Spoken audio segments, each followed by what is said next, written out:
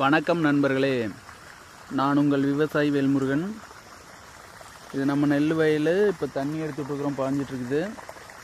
நெல்லாம் இப்போ புடத்தள்ள ஆரம்பிச்சிருச்சு. அதுக்குள்ளார பார்த்திங்கன்னா இந்த புகஞ்சான் நோய் வேறு உழுவுது அடைந்து.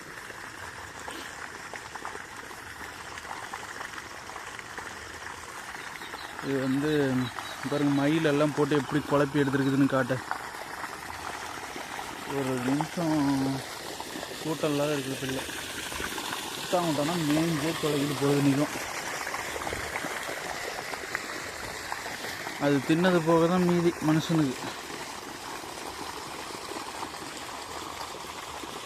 ஒரு